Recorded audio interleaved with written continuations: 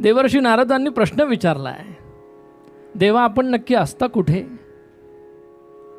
मोठमोठे तपस्वी हिमालयामध्ये तपश्चर्या करतात, अनेक भक्तगण तुम्हाला हाक मारतात, तुमचं भजन करीत असतात, मग तुम्ही नक्की असता कुठे?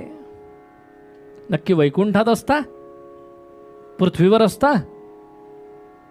अगदी सामान्य जनांमध्ये असता? की हिमालयामध्ये वैराग्य धारण केलेल्या तपस्व्यांकडे असता? नक्की तुम्ही असता कुठे?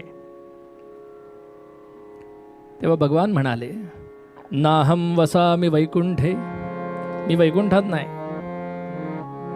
योगिनाम हृदये रवौ, मोठमोठे योगी तपस्वी जे तपस्या करतायत त्यांच्याही हृदयात मी नाही. मग मी कुठे आहे? मद्भक्ताः यत्र गायन्ति तत्र तिष्ठामि नारद.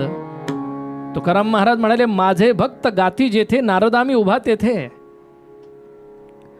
माझे भक्त जिथं माझं भजन करतात, गायन करतात, तिथं मी सतत उभा आहे. माझ्या भक्ताच्या आजूबाजूनं काळ थोडासुद्धा फोफावू शकत नाही, नवे तो त्या आवारात येऊच शकत नाही.